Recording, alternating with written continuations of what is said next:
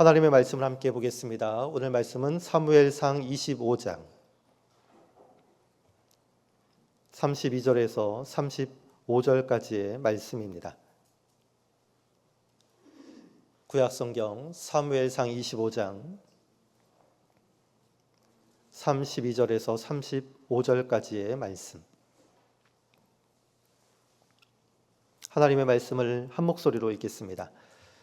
다윗이 아비가일에게 이르되 오늘 너를 보내어 나를 영접하게 하신 이스라엘 하나님 여호와를 찬송할지로다. 또 내 지혜를 칭찬할지며 또 내게 복이 있을지로다. 오늘 내가 피를 흘릴 것과 친히 복수하는 것을 내가 막았느니라.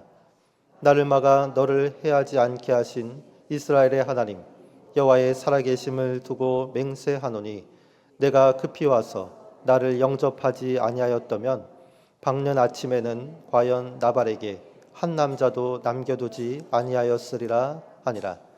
다윗이 그가 가져온 것을 그의 손에서 받고 그에게 이르되 내 집으로 평안히 올라가라. 내가 내 말을 듣고 내 청을 허락하노라. 아멘. 장례 광고 전하겠습니다. 318구역 한영수 원로장로의 부인 되시는 고 이정숙 명예권사께서 소천하였습니다. 빈소는 신촌 세브란스 병원 장례식장 8호실이며 입관 예배를 위해서 오늘 오전 10시 30분 교회에서 출발합니다. 천국 환송 예배는 화요일 23일 오전 7시 30분 교회에서 출발합니다. 관련 기관은 성로회입니다. 다른 장례 광고입니다. 231구역 고 최옥자 명예권사께서 소천하였습니다. 빈소는 서울 적십자병원 장례식장 201호이고 입관 예배를 위해서 오늘 오전 11시 20분에 교회에서 출발합니다. 천국 환송 예배는 23일 화요일 오전 5시 교회에서 출발합니다. 관련 기관 231구역 사만나회 A입니다. 성도님들의 많은 기도와 위로를 바랍니다. 그리고 담임 목사님도 지금 또 장례 인도하시기 위해 가셨습니다. 위에서 또 기도해 주시기 바랍니다. 오늘 말씀의 제목은 나발과 아비가일이라는 제목으로 함께 말씀을 나누겠습니다. 우리가 읽은 본문을 포함한 사무엘상 25장에는 3명의 사람이 등장합니다. 먼저 나발이라는 사람이 나오는데 사무엘상 25장 2절 말씀에 따르면 그는 상당히 부자였고 또 목축업을 하던 사람이다, 이렇게 소개하고 있습니다.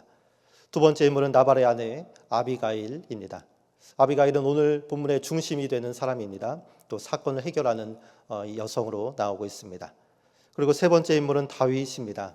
다윗은 비록 지금 사울에게 쫓기는 신세이지만 이스라엘의 지도자 또 왕이 되기 위한 과정 가운데 있는 사람입니다. 오늘 성경은 세 사람을 통해서 우리에게 말씀하고 있습니다. 이 세 인물의 마음과 태도와 자세와 행동을 통해서 우리가 어떠한 신앙인이 되어야 하는지 알려주고 있는 것입니다. 먼저 첫 번째 인물 나발입니다. 사무엘상 25장은 나발을 이렇게 소개하고 있습니다. 3절 말씀해 보니까 이 나발이 굉장히 완고하고 행실이 악한 사람이다. 14절 말씀해 보니 하나님의 사람 다윗을 모욕한 자이다. 17절 말씀에 불량한 자이고 말이 통하지 않는 불통스러운 자이다. 25절 말씀에 이 나발이 굉장히 미련한 자이다. 36절 말씀해 보니까 시대를 분별하지 못하고 흥청망청하는 사람이다, 이렇게 소개하고 있습니다. 나발에게서 여러 악한 모습이 보입니다.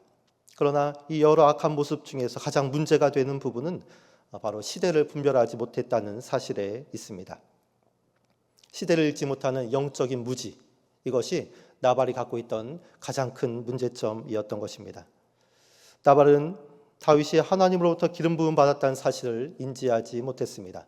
그래서 다윗을 모욕하고 다윗이 어려울 때 선의를 베풀지 않습니다. 나발은 다윗의 시대가 저물고 사울의 시대가 저물고 다윗의 시대가 올 것을 바라보지 못한 사람이었습니다. 그래서 현실에 안주하고 자신에게 있는 부와 권세가 영원할 것이라 생각한 사람이었습니다. 또 나발은 역사의 전환점과 하나님의 뜻이 어디에 있는지 분별하지 못하는 사람이었습니다. 그래서 시대의 흐름을 읽지 못하고 여전히 사울의 시대에 갇혀있던 사람이었습니다. 나발은 자신에게 위기가 왔는지도 모르고 또 위기가 사라졌는지도 모르는 그렇게 무딘 사람이었습니다. 그저 흥청망청 먹고 즐기고 취하는 그런 향락에 집중한 그러한 사람이었습니다. 이러한 나발을 보면서 영적으로 무지하고 시대를 읽지 못하는 이러한 나발을 보면서 예전에 개봉됐던 송강호 배우가 주연한 관상이라는 영화가 생각났습니다. 송강호 배우는 극 중에서 직업이 관상가인데 역사의 소용돌이 속에서, 그러니까 1453년 계유정난이 일어났던 그 역사적 배경에서 누가 왕이 될 상인지 맞춰야 하는 위태로운 자리에 서 있는 인물이었습니다. 영화가 끝나면서 이 송강호 배우가 하는 마지막 대사가 아주 인상적입니다. 난 사람의 관상만 보았지 시대는 보지 못했소. 시시각각 변하는 파도만 본 것이지. 바람을 보아야 하는데 파도를 만드는 건 바람인데 말이요. 이러한 대사를 했습니다. 자신 사람의 얼굴을 보면서 그 사람의 운명과 미래를 예측하는 것은 잘했지만 역사의 거대한 흐름과 또 시대의 변화는 바라보지 못했다는 자신의 무지를 탓하는 그러한 대사였습니다. 오늘 나발도 그렇습니다. 시대를 읽지 못한 나발, 시대가 어느 시대로 가는지, 하나님께서 어디로 촛불을 옮기시는지 인지하지 못한 이 나발은 나발의 영적 무지, 이 영적 무지의 결과가 어떻습니까? 사무엘상 25장 22절 말씀해 보니까 내가 그에게 속한 모든 남자 가운데 한 사람이라도 아침까지 남겨두면 하나님은 다윗에게 벌을 내리시고 또 내리시기를 원하노라. 이 나발의 영적 무지로 나발의 집안에 있던 모든 남자들이 죽임을 당할 뻔했습니다. 아비가일이 아니었더라면 이 모든 남성들은 다 몰살되었을 것입니다. 그리고 이 나발의 영적 무지의 결과로 나발은 비참한 최후를 맞이하게 됩니다. 25장 37절 38절 말씀해 보니까 아침에 나발이 포도주에서 깬 후에 그의 아내가 그에게 이를 말하매 그가 낙담하여 몸이 돌과 같이 되었더니 한 열흘 후에 여호와께서 나발을 치심에 그가 죽으니라. 사랑하는 성도 여러분, 오늘 나발과 같이 우리 또한 영적 무지에 갇혀 있지는 않습니까? 영적 나태함에 빠져 있지는 않습니까? 그래서 하나님의 뜻이 어디에 있는지, 시대가 어디로 돌아가는지 분별하지 못하고 있는 것은 아닙니까? 그렇다면 우리는 영적 무지에서 깨어나는 영적 대각성 운동이 우리 안에 일어나야 할 줄로 믿습니다. 영적 대각성 운동은 정체되었던 신앙이 성령의 강력한 역사로 다시 살아나는 것을 말합니다. 하나님은 시대가 어둡고 혼탁해질 때마다, 혼미해질 때마다 이러한 영적 대각성 운동을 일으켜서 한 개인을 일으키시고 한 사회를 영적 무지에서 깨어나게 하셨습니다. 영적 대각성의 핵심 요소는 세 가지입니다. 첫 번째가 철저한 회개입니다. 자신의 죄성을 깊이 깨닫고 삶의 방향을 온전히 돌이키는 것을 말합니다. 두 번째는 말씀으로의 복귀입니다. 영적 대각성 운동은 감정적인 흥분에 그치지 않습니다. 반드시 말씀으로 채워지게 되어 있습니다.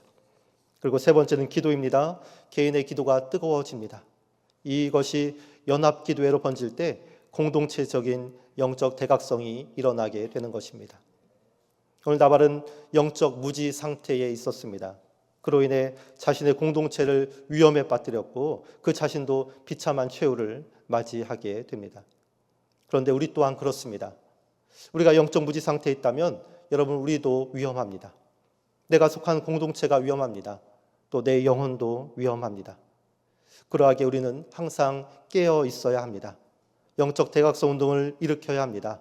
철저한 회개와 말씀 중심의 삶과 또 뜨거운 기도로 우리의 영을 하나님께 집중시켜야 하는 것입니다. 그리할 때 내 영혼은 안전하게 될 줄로 믿습니다. 그럴 때 내 주변의 사람과 내 가족과 내가 속한 공동체가 안전에 거하게 되는 것입니다. 회개와 말씀 중심의 삶과 뜨거운 기도로 영적 무지에서 벗어나 하나님의 뜻을 발견하는 사람, 그래서 승리의 길을 걷게 되는 우리 모두가 되기를 축원합니다. 이 두 번째 인물은 아비가일입니다. 남편 나발이 미련한 사람이었던 반면에 아내 아비가일은 아주 지혜로운 사람이었습니다. 이름도 나발은 미련한 사람이라는 뜻인데 아비가일은 아버지의 기쁨이라는 뜻입니다.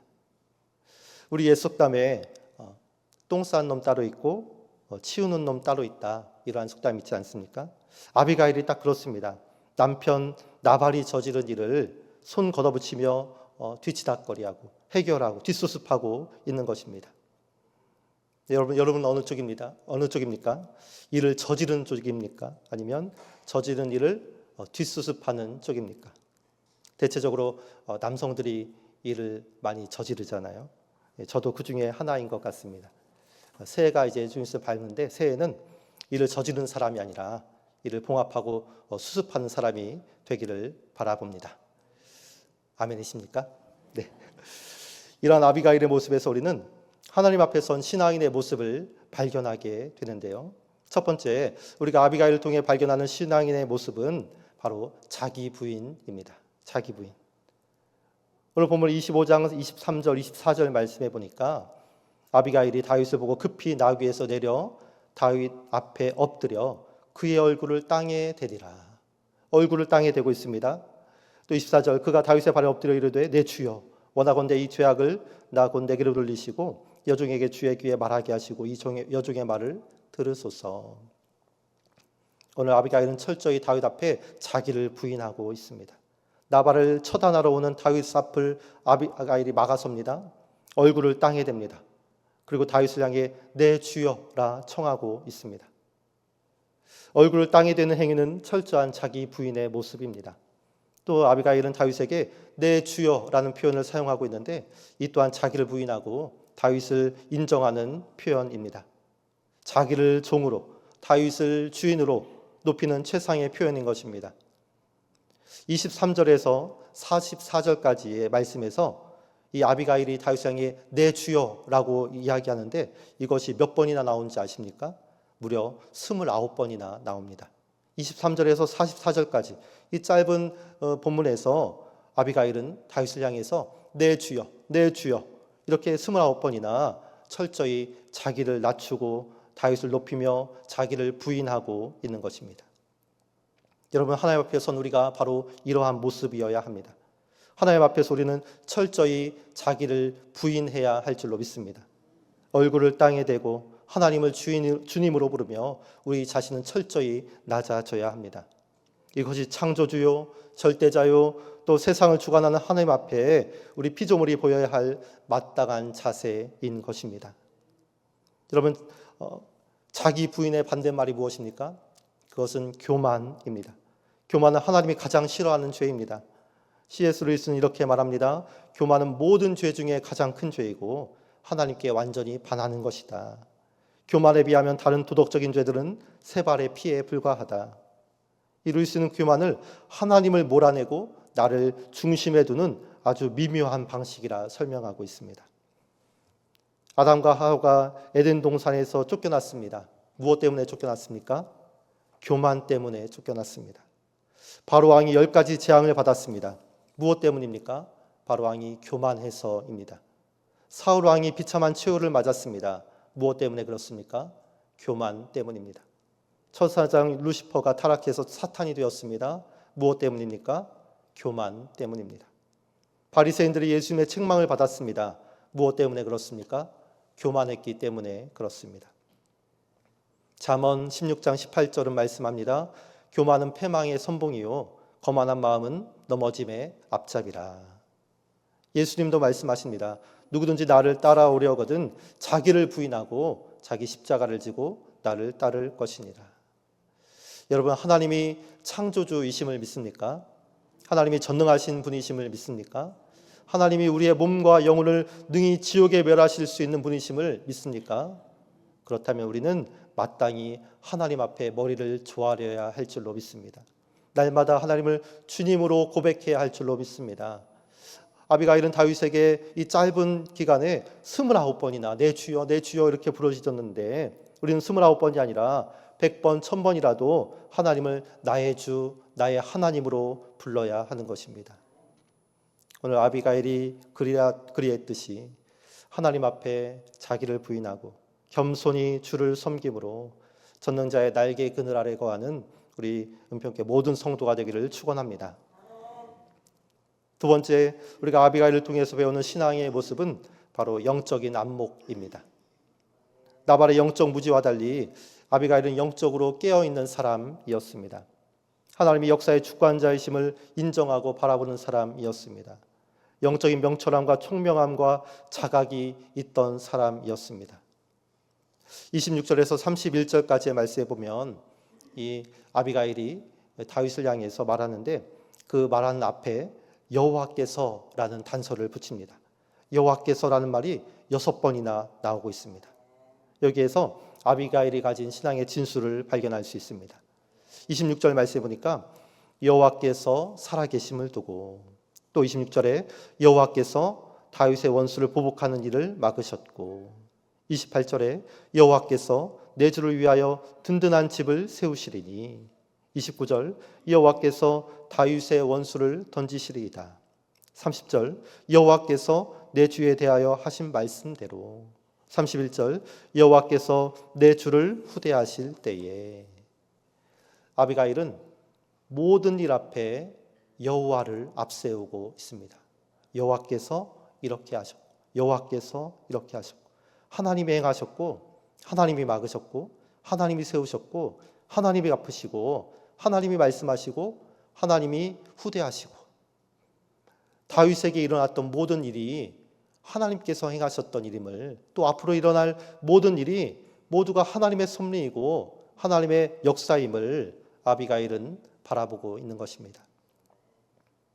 여러분, 오늘 우리가 견지해야 할 신앙의 자세도 이러해야 할 줄로 믿습니다. 이러한 영적 안목이 우리 안에 있어야 하는 것입니다. 모든 것이 하나님의 섭리이고 하나님의 역사임을 바라보는 것, 내 삶에 당연한 것이 하나도 없고 모두가 하나님이 하셨다는 그 고백, 이것이 오늘을 사는 우리에게 꼭 필요한 신앙의 모습인 것입니다.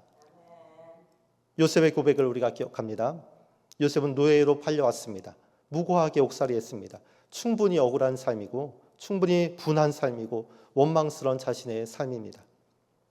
그런데 요셉은 이러한 자신의 기구한 역사를 좀 더 거시적인 관점으로 바라봅니다. 편협하고 주관적인 자신의 관점에서 벗어나 하나님의 시선으로 자신의 인생을 조명하고 있습니다. 자신의 인생이, 이렇게 굴곡진 인생이 하나님의 역사와 섭리 안에 있었음을 고백하고 있는 것입니다. 이렇게 고백하죠. 하나님이 생명을 구원하시려고 당신들보다 나를 먼저 보내셨나이다. 나의 삶이 고달프고 골국지고 어려운 삶이었지만 하나님께서 당신들을 구원하시기 위해서 나를 먼저 보내신 것입니다. 나를 이리로 보내신 이는 당신들이 아니요 하나님이시니라. 자신이 노예로 팔려온 그 어려운 사건, 그 분노스러운 사건, 또 그 절망의 사건까지도 하나님의 섭리 가운데 있었음을 고백하고 있는 것입니다. 이렇게 영적인 탁월한 영적인 안목으로 자신의 삶이 선하신 하나님의 역사 안에 있었음을 고백하는 요셉의 모습입니다. 고아의 아버지라 불리는 조지 뮬러 목사님도 이러한 고백을 합니다. 하나님이 오늘 또 하셨습니다. 하나님이 오늘 또 하셨습니다. 고아원을 운영하려면 많은 양식이 필요하고 후원금이 필요하지 않습니까? 그런데 매 순간 기적처럼 채워지는 이 양식과 후원금을 보면서 이 모든 역사가, 섭리가 하나님 안에 있음을, 하나님이 오늘도 하셨음을 고백한 것입니다. 바울도 이렇게 고백합니다. 만물이 주에게서 나오고 주로 말미암고 주에게로 돌아감이라. 믿음의 눈으로 하나님이 세상의 주관자이시며 역사의 주인이심을 바라보는 성도가 되시기 바랍니다. 내 삶을 이끌어가는 분은 하나님이심을 바라보는 성도가 되시기 바랍니다. 모든 것이 주에게서 나오고 주로 말미암고 주에게로 돌아가며 하나님이 하셨음을 고백하는 성도가 되기를 축원합니다. 세 번째, 아비가일을 통해 우리가 배우는 신앙의 모습은 바로 화평입니다. 아비가일은 다윗과 나발 사이의 중재자가 되어 결국 화평을 이루어냈습니다. 이를 저지른 나발, 그것을 심판하려는 다윗, 그 사이에서 평화를 이룬 것입니다. 오늘 본문 25장 32절 33절 말씀해 보니까 다윗이 아비가일에게 이르되 오늘 너를 보내어 나를 영접하게 하신 이스라엘의 하나님 여호와를 찬송할지로다. 또 내 지혜를 칭찬할지며 또 내게 복이 있을지로다. 오늘 내가 피를 흘릴 것과 친히 복수하는 것을 내가 막았느니라. 아비가일은 이 나발과 다윗 사이의 중재자가 되어 평화를 이루어냈습니다. 로마서 5장 말씀해 보니 한 사람 아담으로 인해 사망이 들어왔고 한 사람 예수로 인해 구원이 임했다 말하는데, 나발과 아비가일의 모습이 꼭 그렇습니다. 한 사람 나발로 인해 온 가족이 물살하게 되었는데, 다른 한 사람 아비가일로 인해 온 가족이 구원을 받게 된 것입니다. 여러분, 성도는 이렇게 화평케 하는 자가 되어야 합니다. 피스메이커가 되어야 합니다. 중재자가 되어야 합니다. 단순히 싸움을 말리는 수준을 넘어서 깨어진 관계를 회복시키고 적극적으로 평화를 창조해가는 사람이 되어야 하는 것입니다. 우리가 잘 알고 있는 성 프란치스코는 이렇게 기도합니다. 주여 나를 평화의 도구로 써주소서. 주여 나를 평화의 도구로 써주소서. 미움이 있는 곳에 사랑을, 다툼이 있는 곳에 용서를, 분열이 있는 곳에 일치를, 의욕이 있는 곳에 믿음을 심게 하소서. 오류가 있는 곳에 진리를, 절망이 있는 곳에 희망을, 어둠이 있는 곳에 광명을, 슬픔이 있는 곳에 기쁨을 심게 하소서. 위로받기보다는 위로하고 이해받기보다는 이해하며 사랑받기보다는 사랑하며 자기를 온전히 주게 하소서. 우리는 줌으로써 받고 용서함으로써 용서하고 용서를 받으며 자기를 버리고 죽음으로써 영생을 얻기 때문입니다. 오늘도 나를 평화의 도구로 써달라는 이 기도가 오늘 저와 여러분의 기도가 되기를 소망합니다. 예수님이 말씀하셨습니다. 화평케 하는 자는 복이 있나니 그들이 하나님의 아들이라 일컬음을 받을 것이며, 하나님의 자녀라면 마땅히 화평케 하는 자가 되어야 합니다. 중재자가 되어야 합니다. 피스메이커가 되어야 합니다. 평화의 도구가 되어, 연합의 도구가 되어, 일치와 함께를 이루는 도구가 되어 화평을 이루는 일을 멈추지 말아야 하는 것입니다. 그러면 구체적으로 어떠한 방법이 있겠습니까? 우리가 화평을 이루는 방법, 평화를 이루는 방법, 중재하는 방법이 무엇이 있겠습니까? 오늘 아비가일은 음식을 준비합니다. 그리고 먼저 찾아가 다윗에게 사과의 손길을 내밀고 있습니다. 이 두 가지, 이것이 방법 중에 하나입니다. 음식을 준비하고 먼저 사과하는 것. 저는 오늘 이 방법을 사용하겠습니다. 원수 같은 사람, 미워하는 사람, 아직 화해를 하지 못한 사람이 있다면 음식을 준비하기 어려우면 음식을 좀 사주시고 먼저 사과의 말을 전하는 것입니다. 이것이 제가 해야 할 숙제이고 또 여러분도 하셔야 할 숙제입니다. 오늘 화평케 하는 자가 되어서 복이 있고 하나님의 자녀라 일컬음 받는 우리 모든 성도가 되기를 축원합니다. 말씀을 정리하겠습니다. 이러한 아비가일의 모습에서 우리는 신앙적인 모습을 발견하게 됩니다. 자기 부인, 영적인 안목, 화평케 하는 모습. 이러한 모습을 본 다윗은 분노와 복수를 멈추고 오던 길을 되돌아갑니다.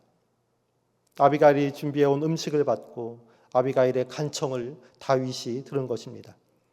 오늘 보면 25장 35절 말씀, 이 말씀을 함께 읽어보도록 하겠습니다. 35절 말씀, 다윗이 그가 가져온 것을 그의 손에서 받고 그에게 이르되 내 집으로 평안히 올라가라.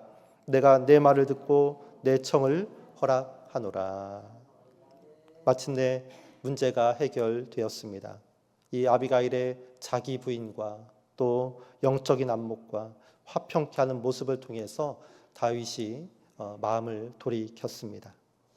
여러분, 오늘 우리의 삶이 이렇게 하나님 앞에 나 자신을 부인하고 겸손하게 하나님을 의지하는 삶, 또 영적인 안목으로 하나님의 뜻이 어디 있는지, 하나님이 어떠한 시대를 이루어 가시는지 바라보는 삶, 그리고 이 싸움이 있는 곳에 또 갈등이 있는 곳에 화평을 전하는, 화평케 하는 그러한 삶, 그러한 모습이 오늘 우리의 삶이 되기를 소망합니다.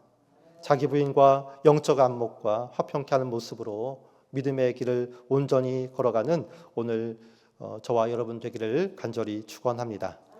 함께 기도하겠습니다. 오늘 말씀을 기억하면서 기도합니다.